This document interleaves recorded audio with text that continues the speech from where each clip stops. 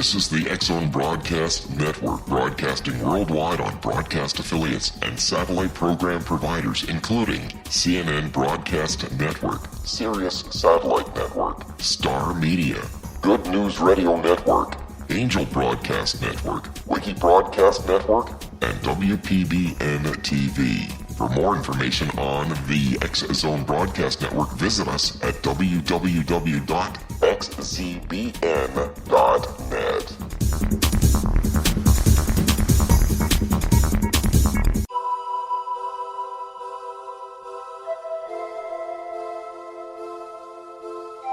If you're a seeker, don't miss the inspiring book Shamanic Awakening, Between the Dark and the Daylight.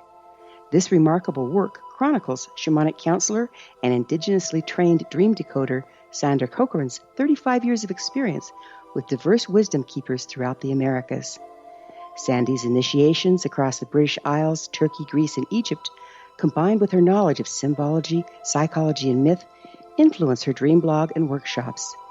Sandy offers private readings, sacred international journeys, a meditative CD, and her book, Shamanic Awakening, to encourage you as you navigate your earth walk and create a deeper connection to yourself. Find this and more at her website, starwalkervisions.com.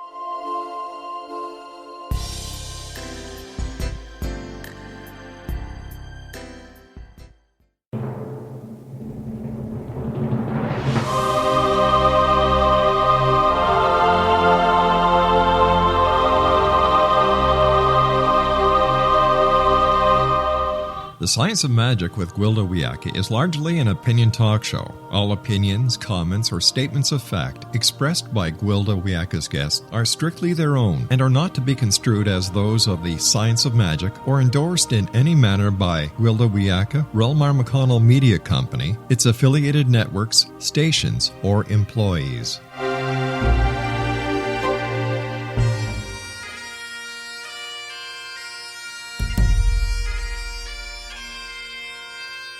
Welcome to the Science of Magic with Gwilda Wiyaka, a program dedicated to uncovering the unified nature of reality and humanity's ever-evolving place as truly galactic beings. For more information on the Science of Magic with Gwilda Wiyaka, visit us online at www.thescienceofmagic.net.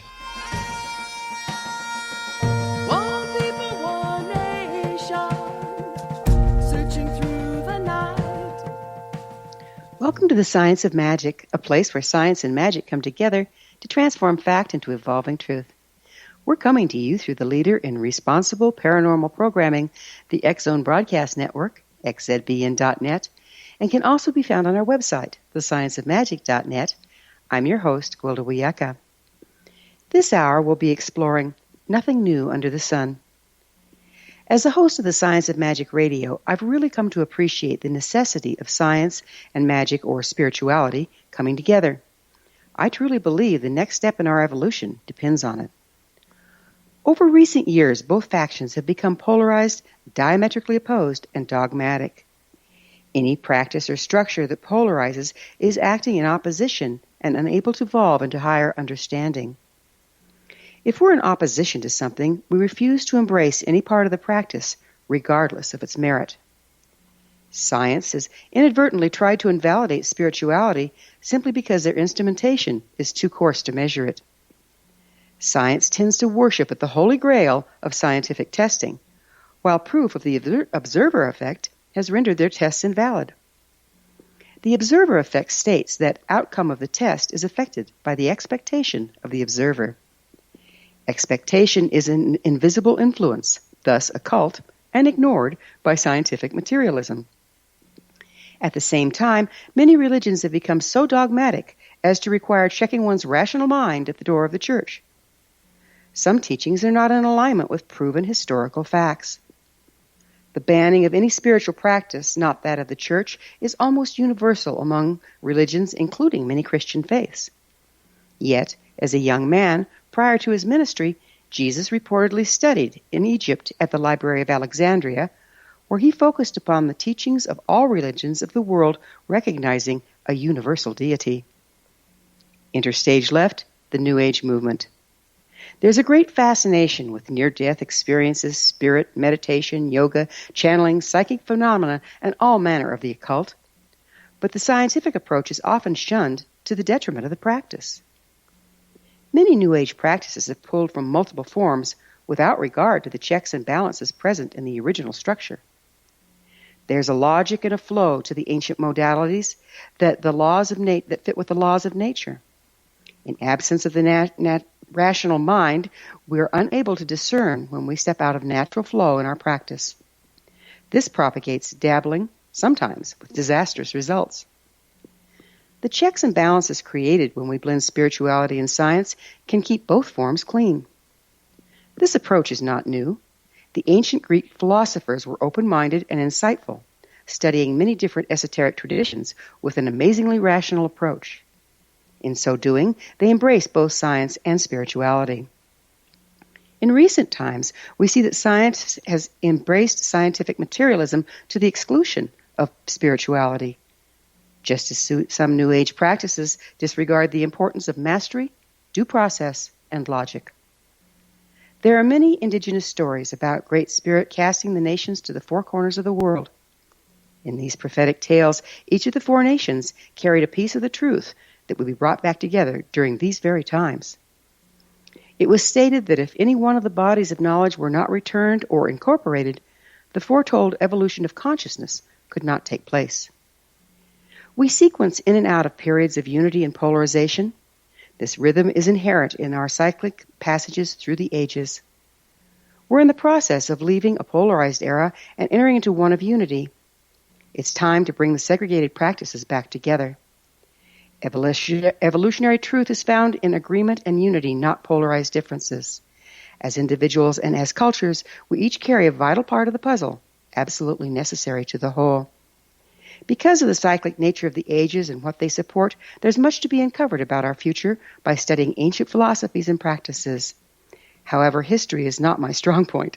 Fortunately, our next guest has compiled some amazing information on the wisdom and mysticism of ancient Greek philosophers. Our guest this hour is Linda Johnsen, the author of The Lost Masters. After this commercial break, I'll introduce Linda, and together we'll delve into the rise and fall of spirituality over the ages. So don't go away. You're listening to The Science of Magic, thescienceofmagic.net.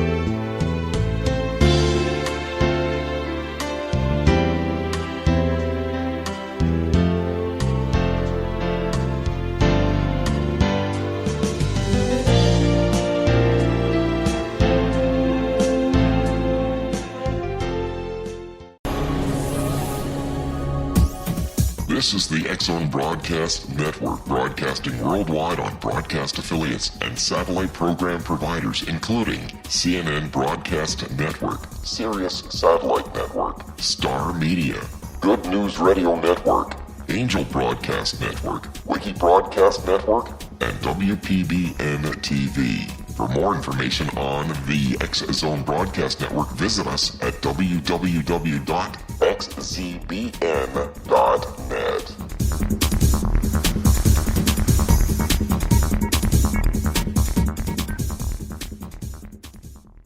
How would you like to be able to read other people's minds? Well, the next best thing is here. When you know how to read a person's name, you know how the person thinks, feels, and behaves.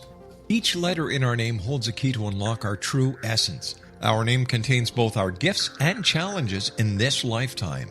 Mnemology science discovers personality secrets hidden in the placement of the letters of our names, including the first and last impression people remember about us. Sharon shows us how to interpret the arrangement of letters as outlined in her book, Know the Name, Know the Person. Sharon Lynn Wyeth created mnemology science after 18 years of research and testing her theories, and has supported thousands of people around the world in understanding themselves and others better. You'll enjoy Sharon's unique teachings as she shares her system to learn the gifts behind your given birth name. Even if you don't like your birth name, there are jewels in this book. If you're thinking of changing your name, ready to name your child, or wanting to get along better with others, this is the book for you.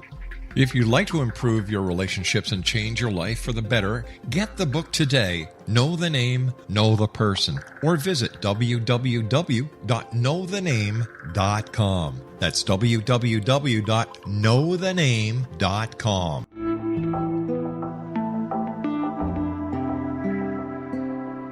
Take a step back in time and discover old Florida cuisine at Marsh Landing Restaurant in Fellsmere, Florida. Enjoy delicacies such as frog legs, gator tail, catfish, and swamp cabbage, or enjoy the more traditional cuisine such as hand-cut Angus steaks, ribs, and seafood. Join us for breakfast with a southern flair featuring sweet potato pancakes, biscuits and gravy, and much more. Planning a party? Marsh Landing's private dining rooms can accommodate groups from 8 to 80 people. While you visit, enjoy the historic pictures, artifacts, and stories that line the walls. Marsh Landing is truly a unique experience. Marsh Landing Restaurant, 44 North Broadway in historic downtown Fellsmere, or visit marshlandingrestaurant.com. Marsh Landing, old Florida cuisine at its best.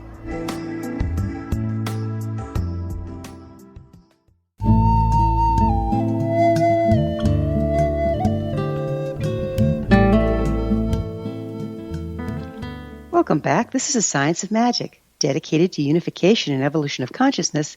I'm your host, Gwilda Wiyaka. Our guest this hour is Linda Johnsen, author of The Lost Masters. She has a master's degree in Eastern Studies and postgraduate work in History of Religions. She's the author of 8 books on spirituality, including Daughters of the Goddess, The Woman Saints of India, and The Complete Idiot's Guide to Hinduism. Her website is lostmasters.com. Linda, thank you so much for joining us on The Science of Magic. Gwilda, thanks for having me here to talk about my favorite subject in the world. It's my understanding that the ancient Greek philosophers didn't see a conflict between spirituality and science. Why was that? Well, let me just say that, like most other people on the planet, I always thought that the ancient Greeks were about as relevant to our lives today as bows and arrows.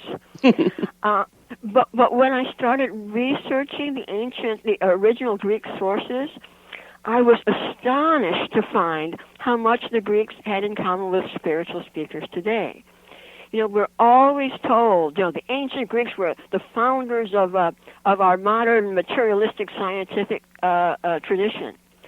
But what they tell us about themselves is they were intensely interested in spirituality.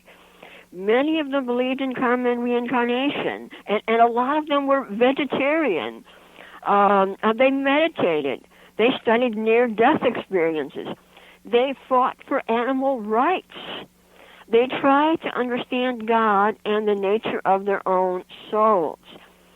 In antiquity, people thought of the Greek philosophers not as eccentric old men who wrote boring books no one wants to read, like we think of them today. They were thought of as sages, as spiritual teachers. You know, many of the Greek sages, like from Heraclitus in the 5th century B.C. to Proclus in the 5th century A.D., were deeply engaged in spiritual life. I never heard about that in school. I took a course in the ancient Greeks in college. I never heard about any of this.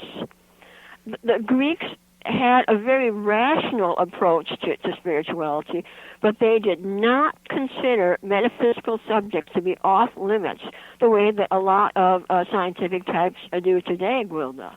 Well, what do you think led to our modern-day segregation between science and spirituality? Well, first, I actually have a deeply Christian background. But the more I read in antiquity, there are things about Christian history that really break my heart. And with the rise of Christianity, there were some extreme zealots who remind us of some of the real zealots in Islam today, who were setting out to exterminate any tradition that was a rival of their own. So, as you know, Christianity dominated through the Middle Ages. And then at the time of the Renaissance, the Greek texts were rediscovered again. And but then what happened? There was this huge reaction during a period called the Enlightenment, a really kind of in many ways, like anti-religion movement, because people were so fed up with the thought police that had been imposed by my own religion, by Christianity. And so much of this information was lost. I mean, it was heartbreaking to read. We always hear about the rise of Christianity from a Judeo-Christian perspective, but reading the ancient Greek sources, you hear about Christian zealots burning libraries. And in those days, I mean, books were handwritten. They were, like, invaluable. This was the knowledge of antiquity being burned. And pagans would run into the libraries to try to save their books. And some of these zealots would lock the libraries with the pagans inside and burn them alive with their books. There was such determination to exterminate these traditions. And so now we've gone to the exact opposite extreme with scientific materialism, where there's just a complete closed-minded attitude towards spiritual aspects of life, which we did not find at all with most of the founders of the scientific tradition, who, Gwilda, I'm hoping you're going to let me tell our listeners about. Who were the founders? Okay, that begs asking. Let's begin at the beginning, like with Pythagoras. This was the guy who invented the theorem that we learned in math class, Pythagorean theorem. But what we don't learn is he actually founded a hugely successful spiritual community in Italy. This was around 600 BC. His followers meditated, they ate no meat, they drank no alcohol, they worked out every day, they practiced music therapy, and they tried to reach a state of enlightenment. Pythagoras spent decades studying with spiritual masters in Egypt, in Syria, in Persia, and possibly, according to one ancient source, even with Hindu Brahmins. And get this, his first teacher was Thales. And if the name Thales rings a bell for any of you, that's because he was the one we learned in grade school was the father of Western science. And it was Thales who encouraged Pythagoras to go to Egypt because Thales himself had studied with the priests there. It's a myth that the ancient Greeks were self-educated geniuses who came up with all of their ideas by themselves. Many of them studied abroad. So what kind of knowledge was available in Egypt at the time? Knowledge of spirit, ways to prepare oneself for death, ways to reach higher states of consciousness. In my book, I actually introduce listeners to the Corpus Hermeticum, which were astonishing ancient texts from around 2,000 years ago, which melded the ancient Greek and the best of the ancient Egyptian tradition together. They talk about karma, reincarnation, and achieving different ways to achieve higher states. They talk about the Guru tradition called Parampara in India, this golden chain of spiritual masters passing on this wisdom from one generation to another. Where do you think it originated? It originated, according to the ancient Indians, for example, it originated with the very beginning of humanity. The original teacher, according to the Hindus, was God himself. In other words, when people turned around and looked within themselves, they found these truths. And when we, let me give you the example of Al-Biruni, really jumping wildly here, but he lived around 1,000 years ago. He was a Muslim scholar who lived in India for 13 years. And he studied Hinduism and Judaism and Islam and various other traditions. And he said, it was if you looked at these different religions, they're very, very different with radically different teachings. But if you look at the mystical traditions associated with these traditions, Sufism and Kabbalah and the yogic traditions, they're all like the Eastern traditions.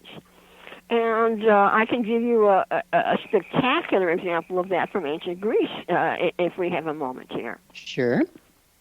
Empedocles. This is the guy we were told in grade school was the first Greek to teach that man was made of the 4 elements. Now, he was a doctor, but according to ancient sources, his real interest was, quote, curing souls. So, well, what did he advise? His patients was critical to their health and well-being.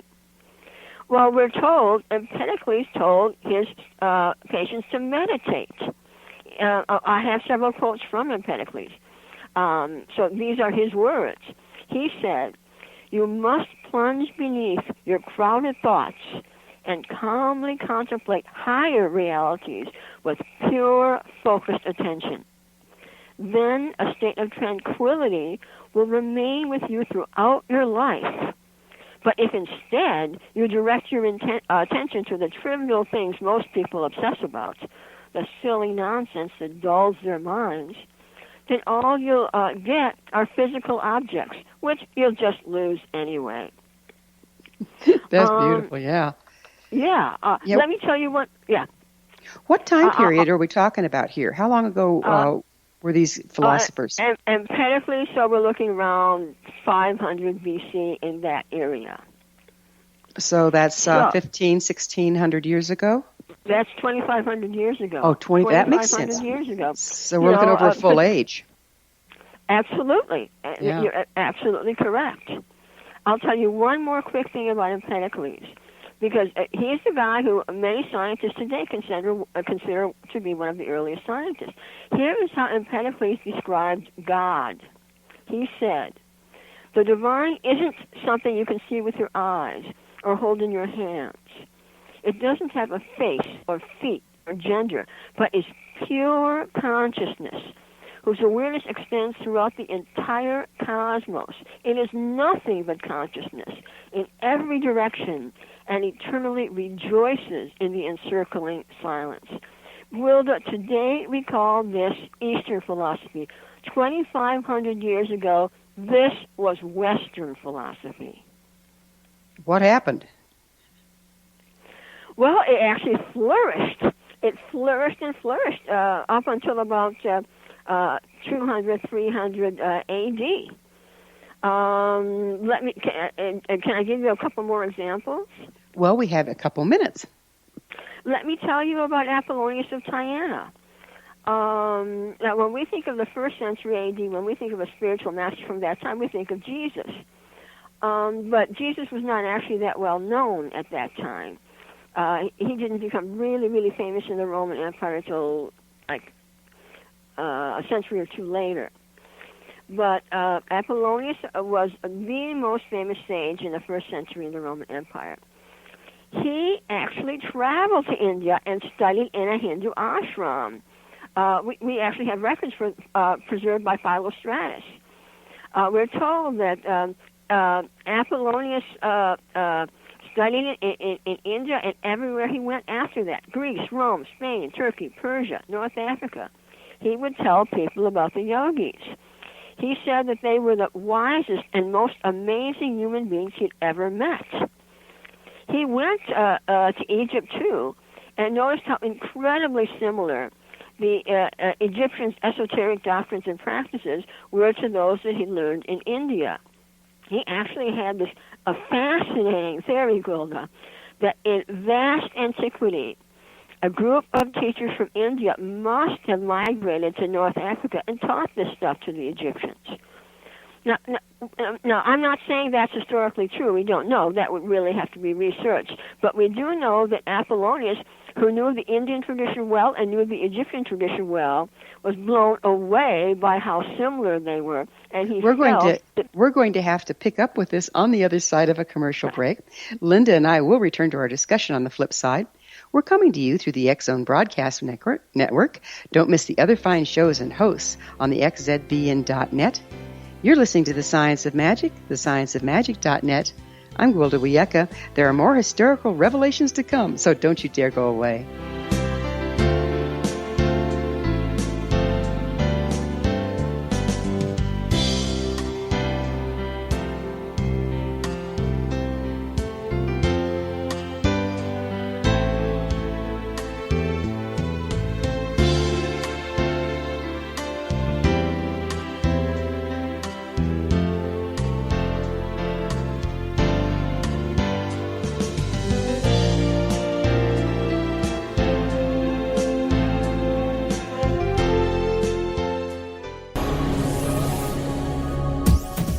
This is the X-Zone Broadcast Network, broadcasting worldwide on broadcast affiliates and satellite program providers, including CNN Broadcast Network, Sirius Satellite Network, Star Media, Good News Radio Network, Angel Broadcast Network, Wiki Broadcast Network, and WPBN TV. For more information on the X-Zone Broadcast Network, visit us at www.xzbn.net.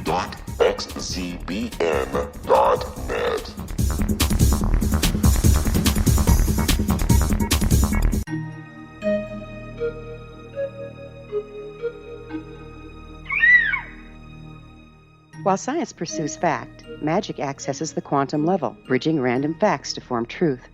As long as science and magic remain separate and polarized, the truth cannot be known. I'm Gwilda Wiyaka. Join me on the Science of Magic radio program, dedicated to unification and evolution of consciousness. During each episode, I'll be speaking with experienced and respected scientists and mystics. From astrologers to astronomers, from medical doctors to shaman, the scientific method to dowsing and intuition, we'll weave together information from seemingly divergent practices to promote unity and enlightenment. Join me, Gwilda Wiyaka, and the Science of Magic right here on the Mutual Broadcast Network. For more information, visit www.thescienceofmagic.net. Gibbs A. Williams, Ph.D., is a practicing psychoanalyst, supervisor, researcher, and author in New York City. Much of his life has been dedicated to understanding nature and the uses of meaningful coincidences or synchronicities. His radical and original non-Jungian, non-mystical, non-magical theory of synchronicities illuminates much of the fog surrounding this challenging and perplexing topic. His ideas and manners are fresh, presented in a style that is both entertaining and highly informative. He is also an expert on crisis intervention, specially focused on violence reduction for the police and citizens, mastering anxiety, frustration, and stress without the use of medication, and effectively preventing and treating heroin addiction. Dr. Williams can be contacted at his email address at gwwilliamsny11@aol.com or visit his website at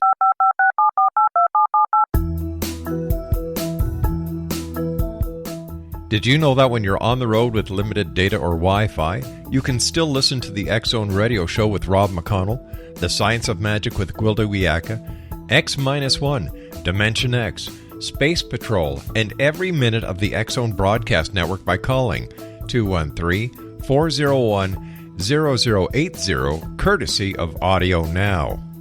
No smartphone, app, or internet needed. It saves your data plan, and it's free if you have unlimited minutes. Call 213-401-0080 to listen on any phone, anytime, anywhere. Remember 213-401-0080 for the best of the paranormal, parapsychology, and sci-fi radio programming anywhere, 24/7, 365.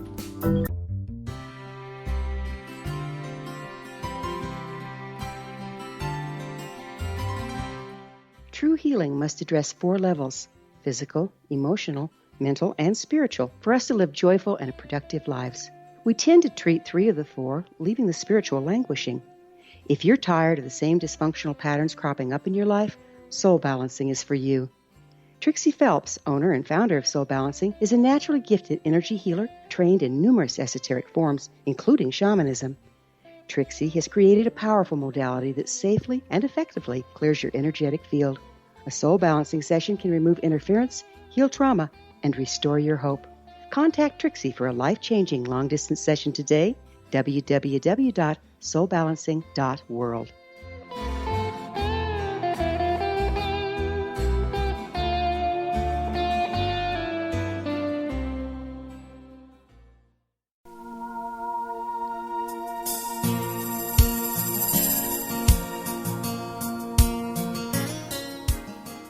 Welcome back. This is the Science of Magic, a place where magic and science come together to promote enlightenment. I'm your host, Gwilda Wiyaka. Our guest this hour is Linda Johnsen, author of Lost Masters, Rediscovering the Mysticism of Ancient Greek Philosophers. Linda, to help us get us oriented, would you put the time frame, when was Jesus studying in Egypt, and when are we talking about a lot of your philosophers here? Do you think they ever crossed each other? Certainly some of them did, and others did. Many others did not. I'm kind of leaping across like a millennium here in my book because I'm trying to get some of the very, very best ones in. But we have a tradition beginning around 600 BC and going through almost 600 AD when the emperor, I think it was 529 AD, when the emperor Justinian closed down the great philosophical schools in Greece and Rome. Why did he do that? This was a time of the rise of Christianity, and if it wasn't in the Bible, then it wasn't worth knowing. And how long was that? How long was that after Christ left? After he died?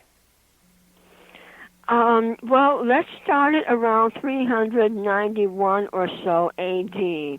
That was the real death knell. That was when the Emperor Theophilus burned the Library of Alexandria.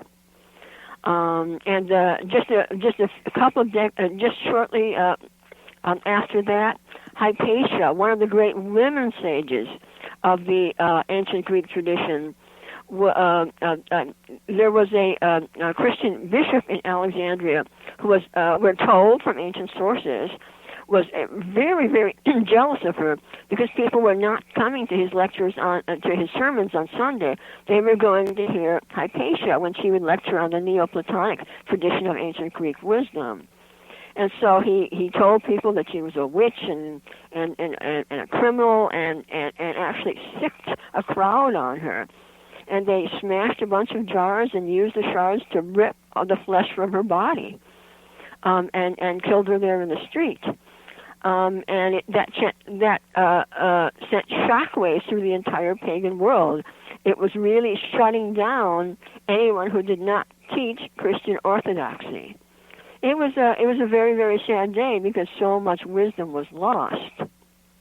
So after the burning of the Library of Alexandria, it seems like they salvage some and put an annex in for a while? Yes. They tried, those who, books that were stored in other libraries were recopied, or people from memory wrote down the books. But then some centuries later, the Muslims came through, and the library was destroyed, forever, basically. I mean, there's a new library that just started a few years ago, but obviously, tens of thousands of irreplaceable texts were lost. And we read in Plutarch there seems to be some knowledge even of the Americas, and who knows what other scientific and spiritual information was lost when all those libraries were burned, and the persecution of the pagans, anyone who did not think according to church doctrine, they were persecuted. It was actually illegal at some points to be a vegetarian. Because so many of the great pagan sages were vegetarians. So if you adopted vegetarianism, you could expect, someone from the Inquisition to come knocking at your door to find out what was going on, and you could be in very serious trouble. So the Inquisition had a heck of a lot more than just burning witches. That's for sure. Yes, that's for sure. It was like controlling information altogether, right? Yes, it was mind control. This is why we call that period the Dark Ages. Free thought and free speech was not allowed. But when we look earlier in history, like let's look back to around just before 300 BC. Had you ever heard that Alexander the Great had a guru? No, I never heard that. Mm-mm. I read, numerous books on Alexander. I watched, specials on him on TV. I never heard this. And yet this is famous. This is a story recounted over and over again in the ancient Greek sources. When Alexander arrived in India, the one culture that he was not able to conquer, one of the first things that he did was send scouts out to find some of these yogis that he'd heard so much. He was really fascinated to learn about yoga and the mystical tradition there. I have to tell you this story just because it's so famous in antiquity and it's just so amazing. But his first experience with a yogi did not actually go very well. So we're told that the scouts found a yogi named Dunda, and they delivered this message to him from Alexander. The message was, Alexander, son of Zeus and sovereign of the entire earth, commands you to come at once. If he is pleased with you, he will reward you richly. If not, he will kill you. How'd that go for old Alex? Yeah. Oh, absolutely. The guy. I mean, he was homicidal. But here is Dunda's reply. One of the most famous in antiquity parts of the story of Alexander's foray into India. This is what Dunda the yogi answered. There is only one supreme king, the one who created light and life. This is the only king I obey, and he abhors war. How can this Alexander be supreme ruler as long as he himself is subject to the king of death? And what can he offer me when my mother, the earth, already provides everything I need? I have no possessions I need to guard, so I sleep peacefully at night. Alexander can kill my body, but he can't touch my soul. Tell your king that at the time of death, each of us is called to account for our deeds. Ask him how he's going to explain the agony of those he has murdered and oppressed. He can tempt those who crave gold. He can terrify those who fear death. But we yogis care for neither. Tell your Alexander he has nothing I want, and I will not come to him. I love it. And yeah, it's like amazing. And, yeah. and the, you know, I just have to say, Alexander had the equivalent of reporters who traveled with him, and they actually recorded how Alexander responded to that message. And what Alexander said was, I, the conqueror of the world, have just been conquered by a naked old man. I love it. Yeah, Oh, we see over and over again how amazed the Greeks were at the yogis, and there are also stories about his guru Kalyana, which I tell in the book, and so on. It's like amazing. He took his guru back to Persia with him. So, this looks pretty well researched, but it's not information that we get out of the schools. So, where'd you come up with this?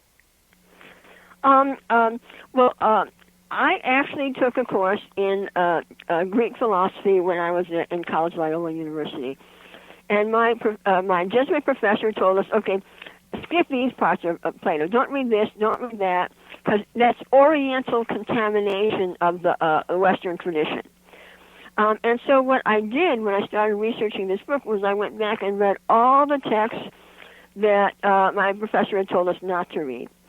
So I was reading all the material in Diogenes Laertius, Diodorus Siculus, Arian, Stobaeus, the works of Plato, Aristotle, Plotinus, Proclus, Iamblichus, fragments of... Why do you think it's all there. It's all there. Why do you think these facts are so absently glaring from our modern-day education? What are they hiding there? Scholars are fully aware of this evidence, but they ignore it. They find it embarrassing that many of the founders of Western civilization were nowhere nearly as committed to materialism as academics are today. When did that start? That started around the time of the Enlightenment, so that was in full force, the end of the 1700s, going into the 1800s. Let's talk a little bit about the new. That's okay. Let's talk a little bit about the New Age movement. It's not really new, is it? No. People have always been curious about these phenomena because people experience these phenomena.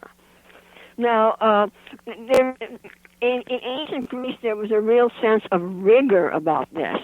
They approached it very rationally. They wanted to understand it and classify it, and so they were open-minded, but they were not credulous. Let me just mention Iamblichus. Linda, would you slow down your speech a little bit so we can understand? I'm starting to lose you. Oh, okay, sorry. That's okay. Let me tell you, for example, about Iamblichus, who lived from around 240 to 325, something like that. He was really into magic. Now, I actually a couple of months ago went to see a movie, Doctor Strange, with Benedict Cumberbatch, and there's so many movies, Harry Potter and all these others about magic, because people, crave that. They're missing a living sense of magic.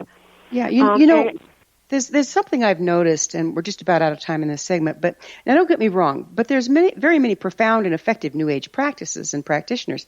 However, there's also quite a few uninformed, uneducated dabblers. Do you see pitfalls in the New Age dabbling, and if so, why?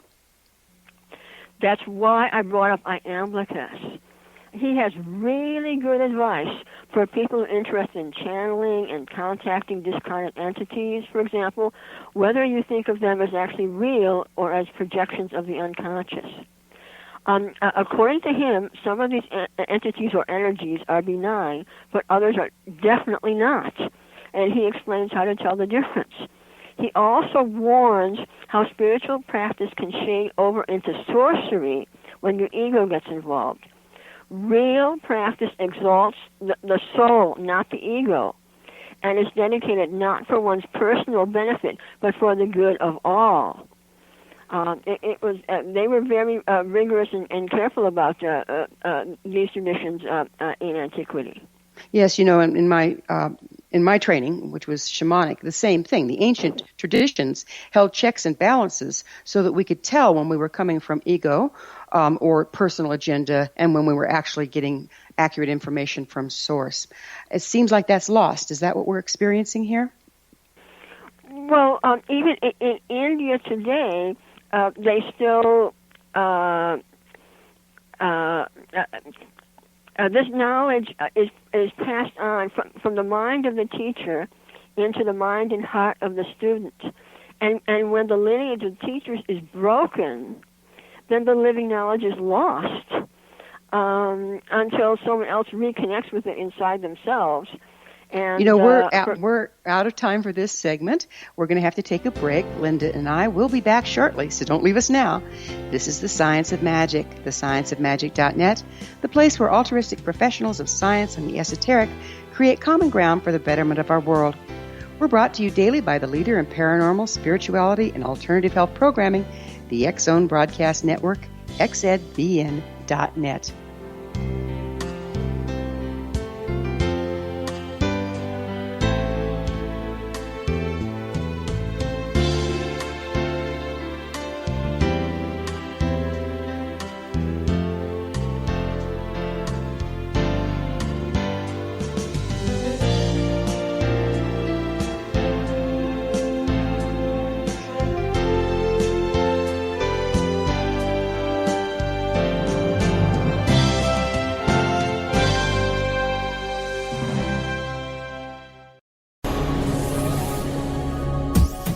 This is the X-Zone Broadcast Network, broadcasting worldwide on broadcast affiliates and satellite program providers, including CNN Broadcast Network, Sirius Satellite Network, Star Media, Good News Radio Network, Angel Broadcast Network, Wiki Broadcast Network, and WPBN TV. For more information on the X-Zone Broadcast Network, visit us at www.xzbn.net.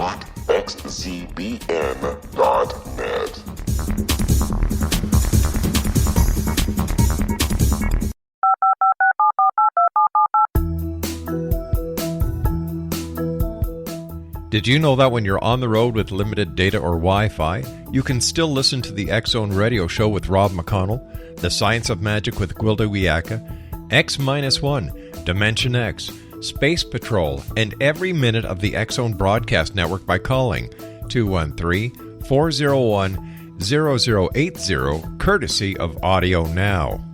No smartphone, app, or internet needed. It saves your data plan, and it's free if you have unlimited minutes.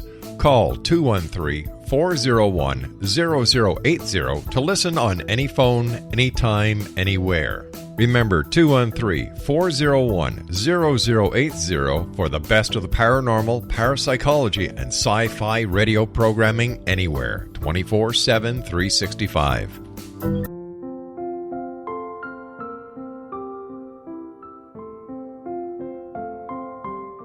I am Dr. Carl O'Helvey, founder, president of a new cancer foundation focusing on evidence-based physical, mental, and spiritual interventions, including natural cancer cures, prayer, meditation, affirmations, nutrition, and other related holistic cancer prevention and cure modalities.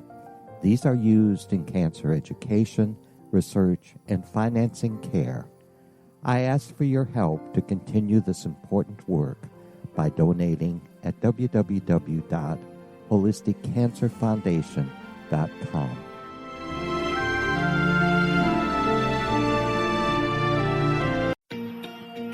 Wouldn't you love to know the secret to everything? Well then, meet Dr. Kimberly McGeorge and her cutting-edge breakthrough knowledge that combines science with possibility. Dr. Kimberly brings real-life answers and healing to those open to alternative solutions. She teaches solution-based programs and classes that will change all areas of your life forever.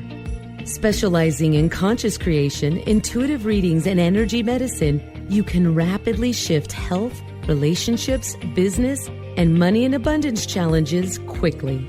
Receive her best-selling book, Secret to Everything, at no cost by going to secrettoeverything.com/X-Zone. That's right, transformation can start now. Just go to secrettoeverything.com/X-Zone and receive Dr. Kimberly's book for free. Little children aren't the only ones afraid of the dark. Millions of soldiers return from war zones with PTSD, anger, frustration, fear, and loneliness, much of which surfaces during the darkness of the night. You have the chance to change the lives of these American heroes. Songs and Stories for Soldiers.us provides free MP3 players for these men and women. With a list of 3 million songs in 16 different styles, 100,000 audiobooks, and 30,000 old-time radio programs, every veteran can find something to soothe and comfort them at no cost. All our players contain an 8-hour audio program designed to help veterans fall asleep. With 1,500 plus vets now participating, it's our goal to deliver 10,000 audio players this year. Go to our website at songsandstoriesforsoldiers.us. Help us help a veteran make it through the night. You're listening to the X-Zone Broadcast Network, www.xzbn.net.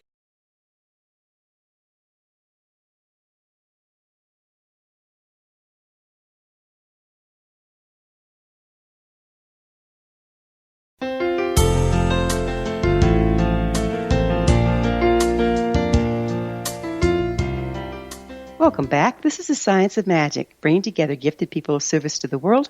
I'm your host, Gwilda Wiyaka. Our guest this hour is Linda Johnsen, author of Lost Masters, Rediscovering the Mysticism of Ancient Greek Philosophers. Linda, do we have any reliable sources of this information that you've been sharing? And if so, where is it? It's at the library. You know, you have to go to the university library to find a lot of this.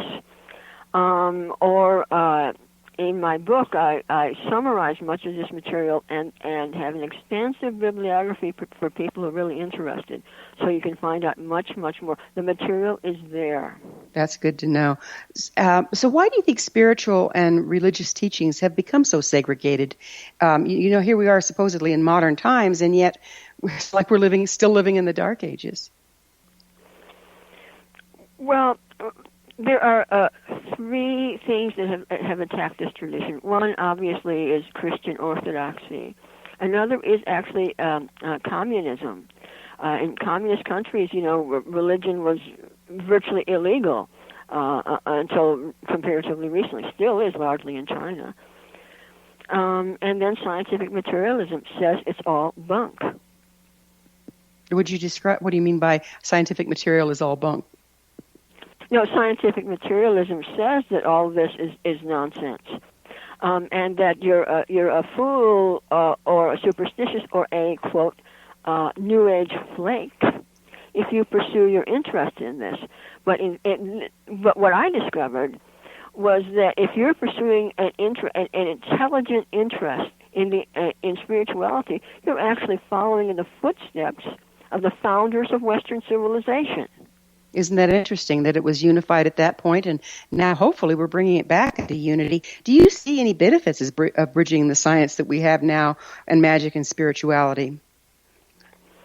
Certainly. There are... you may know that in modern physics, for example, physicists are really stymied. They've gotten to a point where there's a massive confusion, and theories they thought would pan out have not panned out.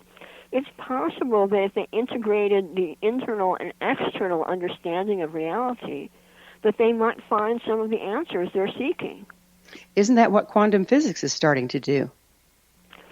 I hope so. It could head in that direction if things go right. Our guest this hour is Linda Johnsen, author of Lost Masters, Rediscovering the Mysticism of Ancient Greek Philosophers. Her website, lostmasters.com. So what do you think it's going to take for the bridge to happen? Well, here's one thing. Most of us have already heard of yoga and meditation techniques from India, or about Sufism, or about Kabbalah. What we don't know about is our own Western spiritual heritage. We don't even know it existed, the heritage before the rise of Christianity. And when we go back and study and discover how exciting the Greek philosophers were, that they studied with wise men and women of older cultures around them, like the Magi from Persia, the Chaldeans from Iraq, teachers from Egypt, and in some cases even in teachers from India. Well, as I hear you talking about this, it seems to me that it's that unification piece where we go all over, and like we started out this segment, we go all over and collect what everything has in common when we're looking for truth. What we're finding is an inner science, because what everyone has found on their own, exploring within, and seems to and is in fact the same as what other cultures have also discovered. We need to look at that very closely, because it's possible that what they found is what's actually true. So would you describe what you mean by going within? Yes. In ancient Greece there was a word henosis. Hen means one. So henosis means the state of oneness. So just like, yogis today go into what, yoga students will know the word samadhi, into these deep states of meditative awareness.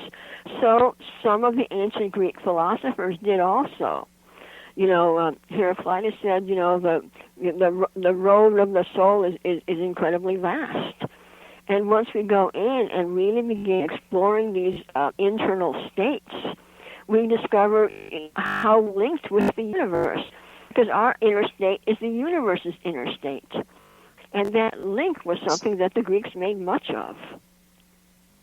So that inner place that you're talking about really ends up being outer? You have exactly put your finger on it. Exactly. Yes. This is a philosophically rich topic, but many of us experience that. For example, I spent a lot of time in India or with Indian masters, and things that scientists assure us cannot be true, such as telepathy. These masters could read your mind like a book, because they're not making that distinction we do here in the West between inner and outer. They recognize that it's all a continuum. So then, again, we've gone full circle, that if inner and outer is one and the same, the answer to the question of where does this originate, it started with source. Are we trying to return to source with it? Yes, exactly. And for listeners who have any background in yoga, you'll know that the yogic tradition is traced back to the original guru, who is God, or a higher awareness, a higher intelligence. And that is what we aspire to return to through our spiritual practice. Do you think we do that when we die? According to the ancient Greeks, not necessarily. Only the souls who really, really purified themselves can go on to those higher levels. Otherwise, we're drawn back again and again. Empedocles said souls are forced by eternal law to wander for long cycles, being reborn in mortal bodies. This makes sense. Yes. This makes sense frequency-wise. In other words, water seeks its own level. If we don't purify ourselves enough to carry a higher frequency, we're going to have to stay where we are and come back and keep working. Is that what we're looking at? You're exactly right. I mean, you just really have it. It's kind of like the universe is a university, and if we don't pass the class, we have to take it over again. Well, some of these classes haven't been all that much fun, have they? Yeah, and yoga has a lot to say about that. It's very honest about all the suffering in life. Why do you think we're in a position now in history to re-access Source? Why all this interest, once again, in spirituality and unity? Because people are allowed to talk openly and think openly again. The interest has always been there, at least among a minority of people. But if you express that openly, you could have wound up being burned alive. But now, as we're approaching the end of the Aquarian, the end of the Piscean age, minds are beginning to open, and many of the things that we're discovering in science, even ironically, are particularly with some of this what you brought up about quantum theory. People are really wondering and asking. So it's linked to the ages. What links it to the ages? I actually spent years studying Vedic astrology. That's a huge topic. But I was told that there's a cosmic mind, Mahat in Sanskrit, but its energy affects us in waves. It flows out and flows in, flows out and flows in.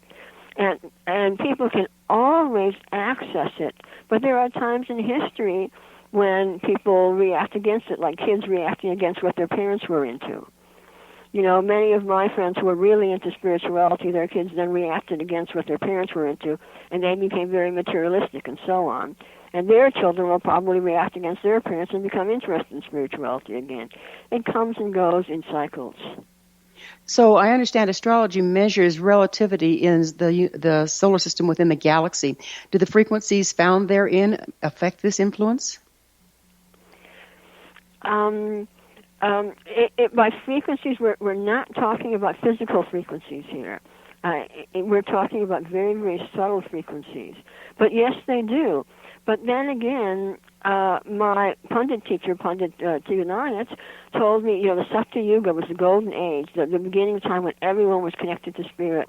And he said, if the world is in the deepest, darkest Kali Yuga, the deepest, darkest time, you can create a golden age, a Satya Yuga, in your own home by turning within, by living a pure and ethical life, and by opening your heart, not just to other people, but also to higher forces. So regardless of the influence on the outside, we still have control over what frequencies we attune with because they're always present at any given time? Absolutely. Is that what you're saying? Yeah. Absolutely. I mean, you know all this. You're just amazing. You're right on top of all of this. Well, thank you. I get to talk to a lot of wonderful people on this show.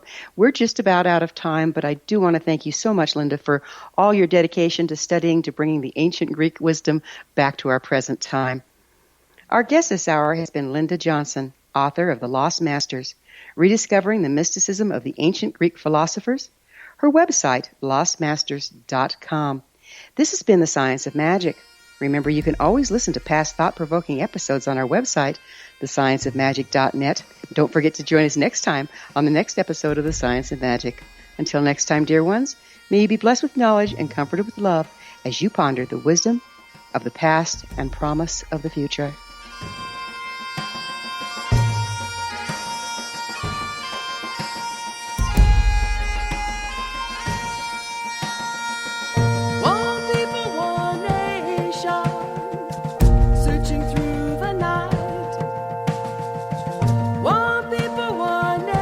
Aisha.